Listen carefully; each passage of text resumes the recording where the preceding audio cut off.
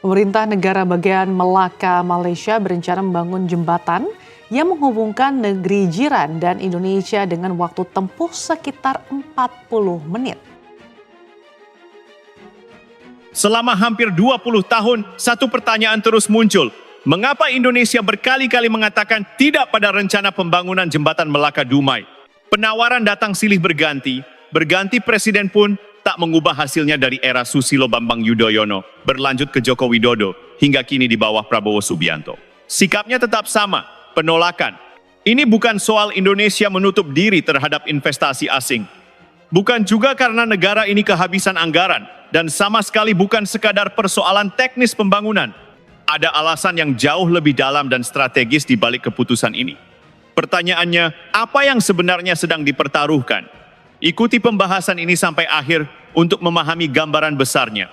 Kisahnya bermula pada awal 2006. Saat itu, wacana pembangunan jembatan lintas negara sepanjang kurang lebih 48 km yang menghubungkan Melaka di Malaysia dengan Dumai di Indonesia mulai masuk ke dalam diskursus kebijakan regional. Gagasan ini dipromosikan sebagai proyek konektivitas strategis lintas Selat Malaka, salah satu jalur pelayaran tersibuk dan terpenting di dunia. Namun sejak pertama kali dilontarkan, proyek tersebut tidak pernah benar-benar melangkah keluar dari tahap konsep. Selama hampir 20 tahun, ide ini terus muncul dan tenggelam, mengikuti naik turunnya dinamika politik domestik Malaysia serta perubahan lanskap ekonomi kawasan. Yang menarik, ada satu hal yang tidak pernah berubah. Penolakan konsisten dari pemerintah Indonesia, terlepas dari siapapun presiden yang sedang berkuasa. Pada masa pemerintahan Presiden Susilo Bambang Yudhoyono, periode 2004 hingga 2014, isu ini mulai mendapat sorotan serius.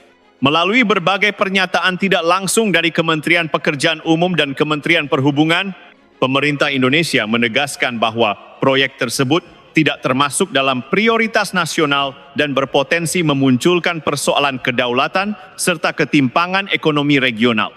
Sikap ini tidak bergeser ketika tongkat kepemimpinan berpindah ke Presiden Joko Widodo pada periode 2014 hingga 2024. Jokowi, yang dikenal sangat agresif dalam mendorong pembangunan infrastruktur besar-besaran, justru secara konsisten menjaga jarak dari proyek ini.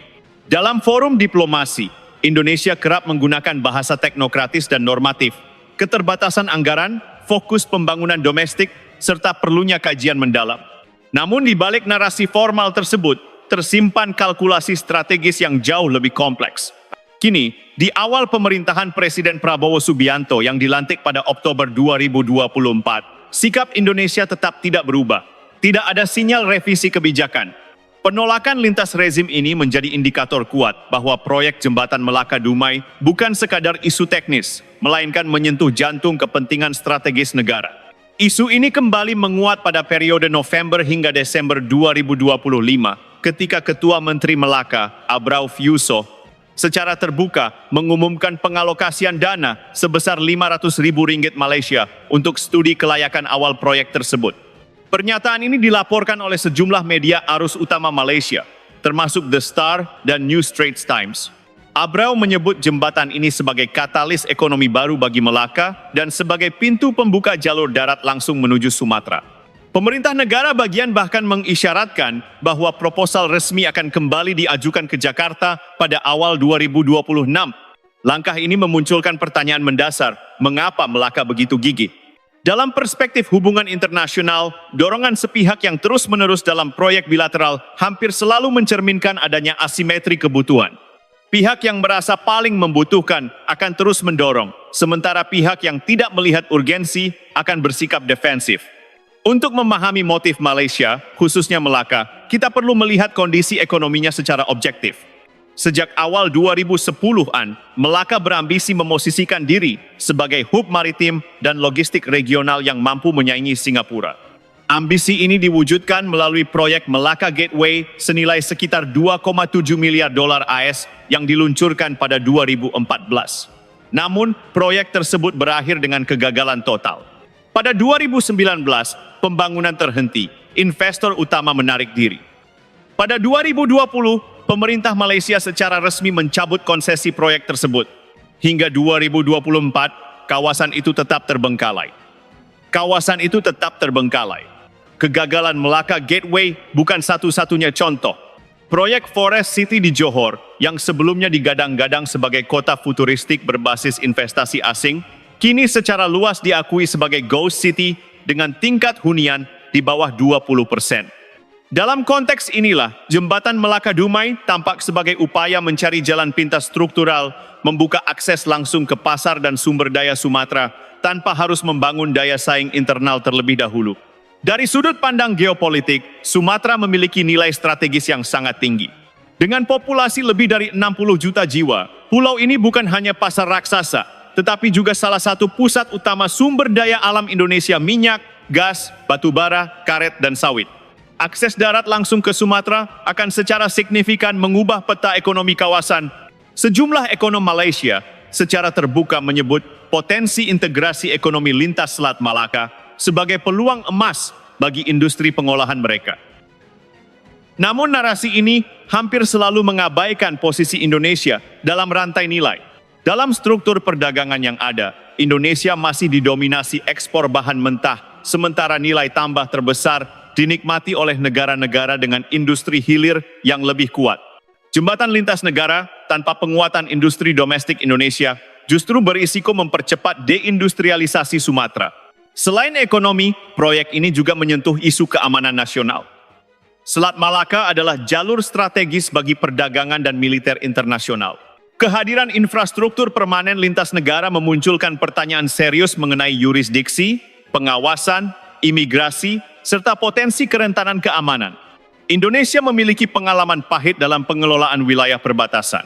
Kasus Sipadan dan Ligitan yang diputus Mahkamah Internasional pada 2002 menjadi pengingat bahwa kelengahan administratif dapat berujung pada hilangnya kedaulatan. Tidak mengherankan jika kalangan militer dan strategis Indonesia bersikap sangat berhati-hati. Dalam konteks ini, penolakan proyek bukanlah refleks nasionalisme sempit, melainkan hasil kalkulasi keamanan jangka panjang. Sejak 2014, Indonesia secara konsisten memprioritaskan pembangunan konektivitas domestik, khususnya melalui proyek jalan tol Trans Sumatera dan penguatan jaringan logistik nasional. Logika kebijakannya jelas, integrasi internal harus tuntas sebelum membuka konektivitas eksternal berskala besar. Membangun jembatan internasional ketika konektivitas internal belum matang berisiko menciptakan ketergantungan ekonomi regional yang sulit dikendalikan. Dalam jangka panjang, kondisi ini berpotensi menggeser orientasi ekonomi Sumatera menjauh dari pusat kebijakan nasional. Penolakan oleh 3 presiden berturut-turut bukanlah kebetulan politik. Ini adalah sinyal strategis bahwa Indonesia memahami posisi tawarnya dan tidak tergoda oleh narasi investasi yang tidak seimbang. Dalam hubungan internasional, tidak ada proyek yang benar-benar netral. Infrastruktur selalu membawa konsekuensi geopolitik. Dalam kasus Jembatan Melaka Dumai, konsekuensi tersebut dinilai lebih banyak menguntungkan satu pihak. Menariknya, kebangkitan kembali wacana ini pada akhir 2025 tidak memicu antusiasme internasional. Tidak ada pernyataan dukungan dari lembaga keuangan multilateral seperti ADB atau World Bank, 2 institusi yang biasanya aktif dalam proyek konektivitas lintas negara di Asia Tenggara. Dalam laporan konektivitas regional ADB tahun 2023, Selat Malaka secara eksplisit disebut sebagai kawasan yang padat secara logistik dan sensitif secara keamanan, sehingga proyek lintas negara berskala besar harus memenuhi standar tata kelola yang sangat ketat. Singapura pun memilih diam, namun sejumlah analis kebijakan luar negeri di negara tersebut, termasuk yang dikutip The Straits Times pada 2024, menilai bahwa jembatan ini berpotensi mengganggu keseimbangan logistik regional dan mengubah pola lalu lintas barang secara drastis. Dari sisi ASEAN, tidak ada pembahasan formal di forum tingkat tinggi memperkuat kesan bahwa proyek ini lebih merupakan kepentingan unilateral Malaysia ketimbang agenda regional bersama.